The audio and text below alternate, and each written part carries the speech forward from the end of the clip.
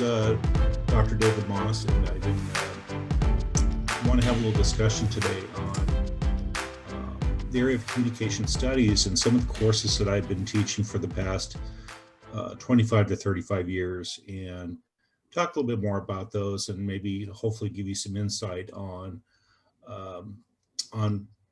a lot of those courses and how they can benefit you in the future and why they're so important to you. So I've been teaching public speaking probably the longest. I've been teaching that for probably about the last 25 to 30 years, I should say. And then my other area, strong area, would be argumentation and debate, which I teach. And then I've been teaching interpersonal communication would be the next one, which I've been teaching fully online and face-to-face and hybrid as well. And then I have some very elective courses which I teach, which right now I'm teaching a persuasion course. I've taught gender communication. I teach small group communication on a regular basis. I've taught organizational communication, and just trying to think of just a variety of elective courses that I've taught. So I really enjoy it because each of those takes the area of communication, but you're looking at a specific area that it deals with. And so I would say the bread and butter courses, which would be public speaking and interpersonal communication, because public speaking is primarily presentational. And I would say 90 to 95% of that course is presentational.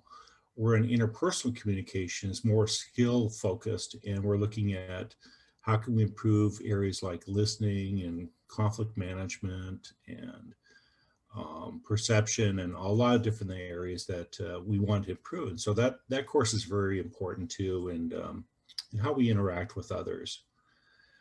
From those courses, of course, you get a lot more specific, like argumentation debate is a wonderful course that focuses on not only argumentation and building strong arguments and further getting into applying this to formal academic debate and competing, but also involves critical thinking and elements of communication as well. So it's a very, very good course and involves a lot. The other courses from there, like I said, like small group communication, we're focusing on the dynamics of group dynamics and how we interact with others within groups. And so there's a lot of different facets that are involved there. So that is a great course as well. And then additionally, like I said earlier, there's a lot of other courses that look at just specific areas. And so like gender communication is a great course, and intercultural communication is another course I didn't mention, which is great, and looks at communication between cultures and how we interact that way. So that's just kind of an overall view. A lot of the courses I've taught, and all the courses are greatly benefit. In fact, the area of communication is very broad, but is very important because we use it in everything that we do. It's everywhere. So no matter whether you want to be a doctor, or whether you want to be an engineer, or whether you want to be a scientist or teacher, or whatever you do, you're going to use elements of communication. And so just basic courses like public speaking and interpersonal communication are going to be very, very important for your career and how you interact with others. Tell us about your approach to persuasion and persuasive speaking. I know you've done research in this area and have given workshops on it, and it seems like a very passionate area for you. Yeah, persuasion is a great area, and it's used in a lot of, we try to influence others all the time. Where we do, and I mean, even like little kids try to persuade their parents to give them things. I mean, so we use it in all different ways. So it's what we call ubiquitous. It's everywhere in everything we do. And so the course really involves, when I'm teaching it, I think it's really important that we understand persuasive theory. First of all, we look at the roots of persuasion and where it came from, and we we look at those elements, and then we move past the kind of the classic approach and classical theories and move into more contemporary ideas. And there's a lot of skill-based and techniques that are used with persuasion as well. And so, and then we look at the kind of what I call the dark side, where we look at lying and lie spotting and deception as well, and how that's used within persuasion. So it's a fascinating area because it's used a lot. And even, I mean, like in politics or in business or whatever happens to be, persuasion is there.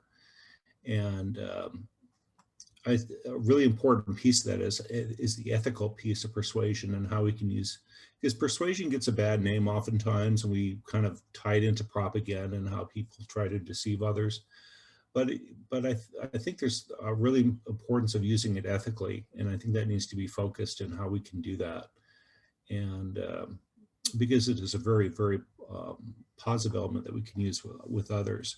So when I teach the course, though, what I'm doing right now is my students are putting a campaign together, and they're actually what we call spin doctor's assignment, where they put a spin on a controversial issue, or they can take a candidate as well.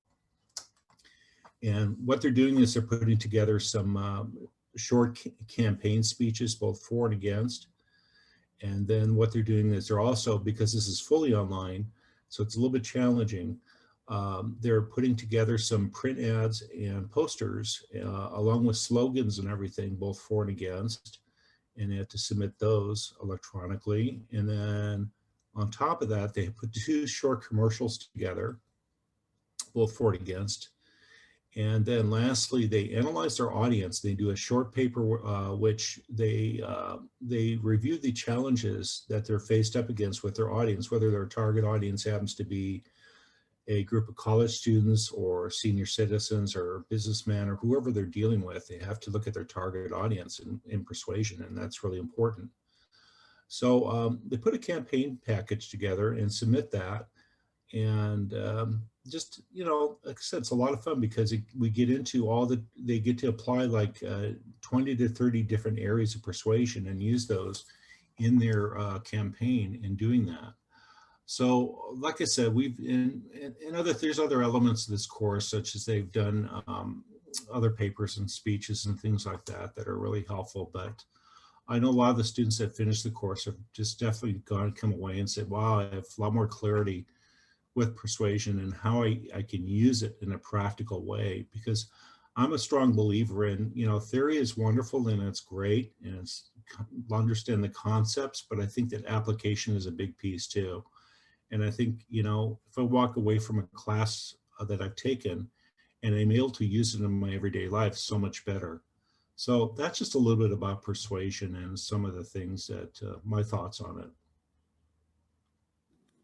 Yeah, it sounds like your students, or you take some unique approaches with your students too, and having them, you know, draft an entire campaign, it sounds like, around an issue and try to persuade you. I guess, have you ever been persuaded by some of your students to change your opinions on subjects? Yes, and I tell my students, I said, okay, if you're going to try to persuade me and try to influence me in some way, even be your grade or something like that, then I expect you to build a sound argument and able to do that along with reasoning and proof of why I should consider changing your grade. So I'm definitely influenced by my students all the time, and I'm very open because you know, human like everyone else, I make mistakes and that sort of thing, and maybe they provide new perspectives. But you say, Dr. Moss, well, maybe we should try this way. And I said, oh, that's a really good idea.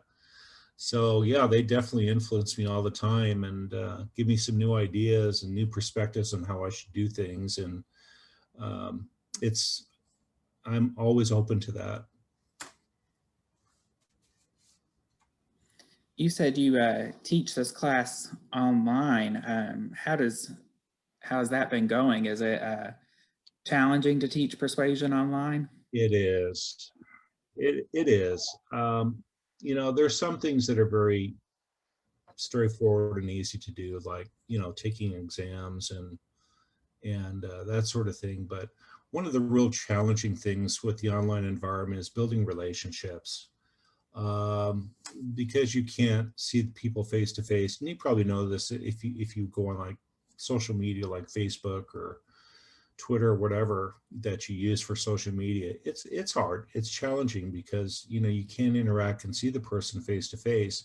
I mean, you're somewhat limited with your text and things like that that you use. So that would probably be one of the first things that I try to, and I do my best to promote interaction with others, whether it be short videos or discussion boards or other things that they can do to provide um, insight and develop some rapport with my students in doing that. So speeches are another big challenging thing. I mean, because speeches really incorporate an audience, and that's an important piece of delivering speeches. So when you don't have the audience and you don't have that interaction, then it's kind of tough to deal with. So I do the best I can with that. And I've taught classes where I require that they have a group of about 8 people in the background. They show it to me and then they deliver their speech in front of that group and do that because I think that's a really important element. So yeah, the speech part of it is challenging. And I mean, there's other elements, just the interaction and be able to get them to interact with their classmates within the class as well, because they're communicating through emails and texting and that sort of thing, and that could be because it's delayed and all that can be challenging and frustrating at times. So there's a lot of complex issues that you have to deal with online, but unfortunately, on the other hand, I use Canvas to teach my online platform. So it's a wonderful platform, and it provides a lot of ways that you can communicate with one another. Even simple, by using your cell phone or things like that and communicating that way, that can be very helpful. So those are just some of the things that I deal with. I'm always working on trying to improve communication interaction with my students. That's why I like the Zoom platform a lot, because it allows you to meet with your students and you can you can help clarify things a lot more. I've met with a lot of my students this past week on assignments where I post something in in text in your writing, but they still have questions or interpreting it. So I invite them to attend one of my office hours, a Zoom meeting, and we have a good discussion about it that way, and it really helps clarify a lot more. So I'm really thankful for tools like Zoom and other tools that are out there that provide that strong interaction that's needed with the online environment. Do you think, from your perspective, that classes will stay in this hybrid and online environment? Is this our new normal, or do you think that we'll get back to in-person and regular classes? And I guess part of that too is what have you heard students say? Are they liking hybrid and the flexibility of these models? Kind of a mixed bag. What I get from my students is I get certain learners that absolutely do not like the online. It's not made for them. And they tell me that straightforward. Hey, I just can't deal with this. And you know what? If I take this class again, it's going to be face to face in a classroom. And I get it. I get it because that's their mode and that's how they learn.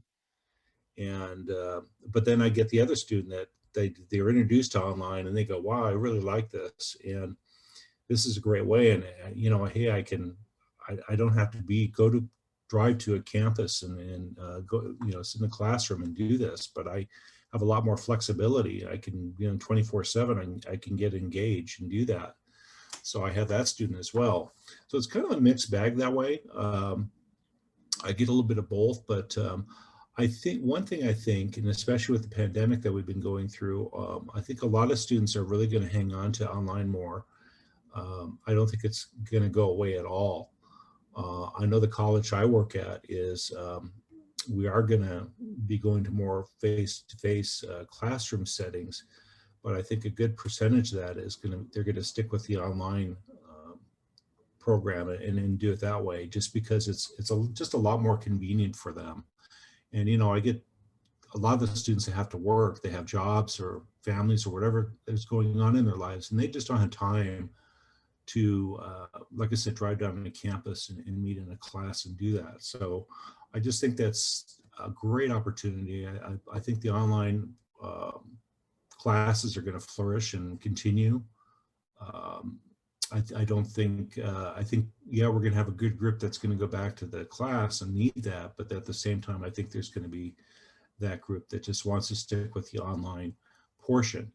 Another one which is really, I think, going to be really helpful. We actually, our college sent a survey out to students, and we found out that the mode that students like the most is the hybrid mode, more than anything. Because with the hybrid, it's kind of it's a flipped classroom. Is where what you're doing is you're inviting students to not only learn online, so maybe you have the quizzes, you have lectures, you have your even discussion boards and things like that during the week for a course. But then what you have is once a week or twice a week, they come to a classroom and then they work on assignments or exercises or maybe deliver speeches or things like that. So that's what we call a hybrid or flipped classroom, where we can do that. And a lot of students really like that. And actually, I will be going with that within the next semester more so. And I've liked it too, because it allows students to deliver their speeches to an audience and really to interact a lot more and have that face-to-face interaction that they need with not only their instructor, but with their classmates. So to answer your question brief, I think online is only going to continue to flourish. And I think we're going to find, especially with technology, I think it's going to really be beneficial to the students of the future. With your other classes, like your interpersonal and communication, small group, and even your public speaking classes, how are they going? Have you been taking any unique approaches this year or just in general? My interpersonal communication class, which I've had for a long time, is great, and I always get a lot of students to take it. And we go through a series of different skills, and I have exercises which they work on and things like that. They do have a small presentation which they do with a partner, what I call a diet presentation. So that course has been going good. I will say one thing that, and I've noticed this, that our college is going to what we call OER, online educational resources, which are free for students. And so students are really looking for resources that are really inexpensive or free to use because of because of their pocketbook. A lot of them can't afford $100 textbook and that sort of thing. So this is one of the courses that I'm looking at to revert to what we call an OER for this course. So that's in one way that has changed for the interpersonal course. The other thing which I think has been really helpful is we have what we call a media library for our college, and we have a lot of short videos or video clips which tie into communication concepts. And in the media library, we have a series of what we call questions or discussion questions tied to each video. So what's great when using this media library, you could teach like a concept like on listening, for example, and then have them watch a clip that is fairly current. And maybe these clips are only maybe like about 2 to 3 minutes long. And then they would answer some questions and submit their responses to that film. So again, that's another great resource with the interpersonal course, especially, that looks at different topics like I said, listening or conflict or self-disclosure or whatever happens to be that you're talking about at that time. So like I said, like public speaking, I think the interpersonal takes a different approach to communication. And when we talk about interpersonal communication, we're talking about communication with others. So it's so important that we're able to communicate with competence with other people. It's really cool that your school has that media library that you can tap into. And I'm sure that's very helpful with the online classes too, because it gives students another resource to pull from. Let's see.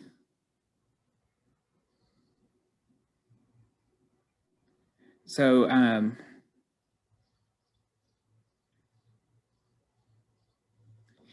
is there anything else you would like to share with the audience? Just speaking about your classes and your experiences in the classroom over the course of your tenure? One of the areas which I probably should mention is internships, and I've been involved with that and for quite a while.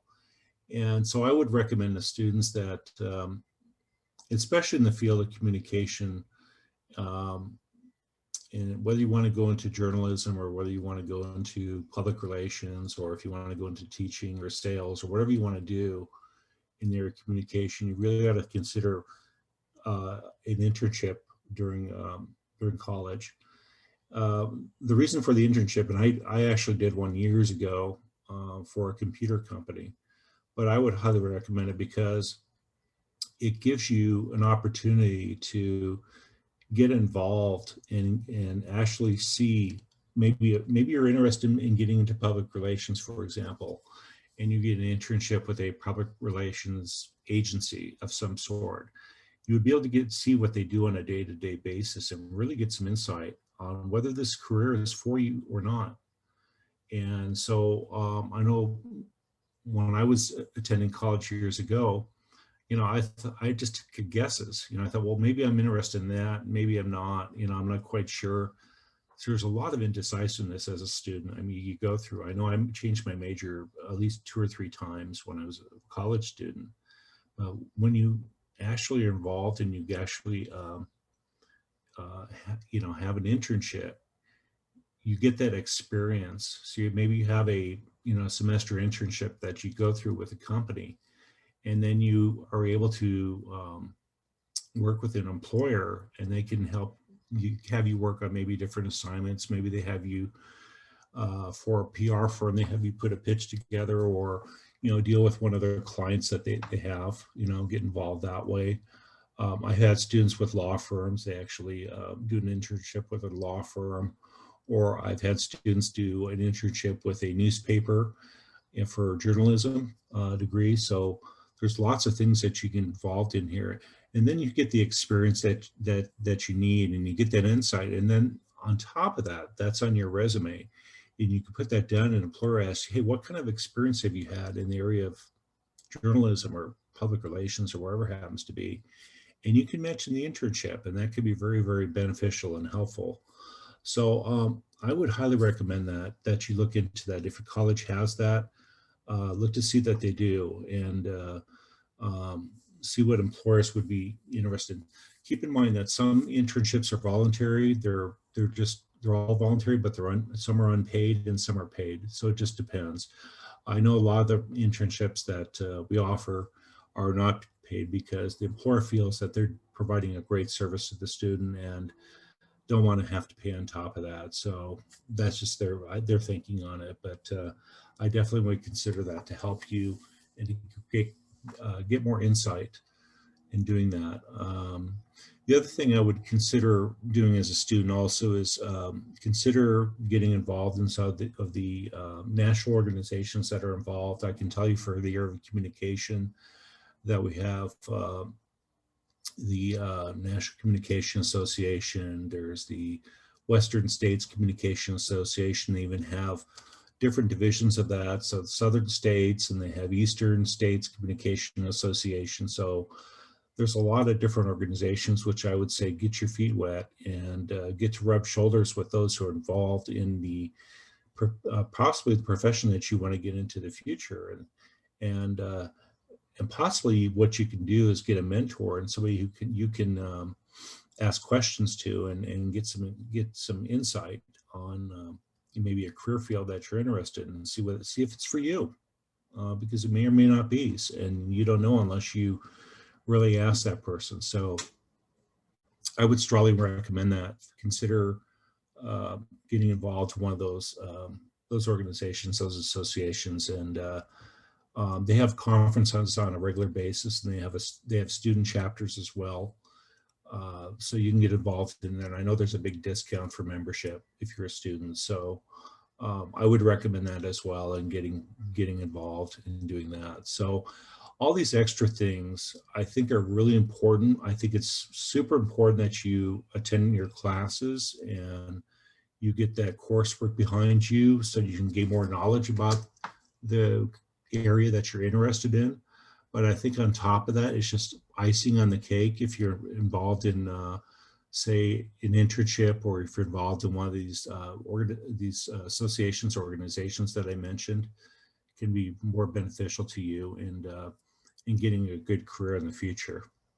So those are just some of the things, my recommendations. Having been a former student and having gone through some of those challenges, I think those would be really helpful.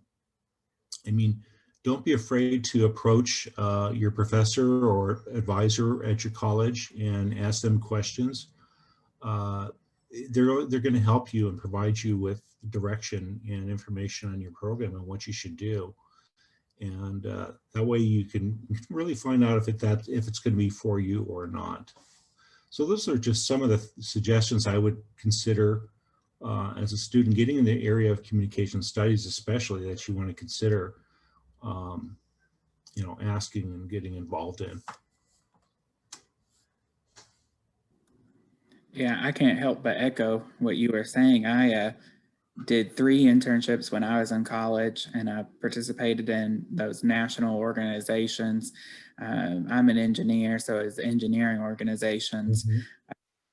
And they were just so helpful, the internships and the organization participation, just to establishing myself, and really just helps you get going as an adult once you're getting out of school, because you have those connections and you're able to find a job more easily, and just make friendships that last. So I can't help but echo what you were saying, how Yeah. great those There's, types of organizations are. and there's thousands of, you consider there's thousands of other students looking for same thing. Maybe you want to get involved in, but what separates you from the pack? I mean, those are the things that are going to help separate you from the pack in doing that. Yeah, exactly. So as we wrap up, is there anything else you would like to say or shout out or anything? Not really. I just wanted to thank Virgo to speak today more about the area of communication. I think it's a wonderful area. Because you're dealing with interacting with others, it just opens a whole avenue of different things that you get involved in. There's so many different areas that you can get engaged in and get involved in. But for now, in starting out, do take the public speaking course and do take the interpersonal communication course and those basic courses. And I would start out by taking those and seeing if that's your fit, because I can tell you many years ago, I was a business major, and then I changed to public administration.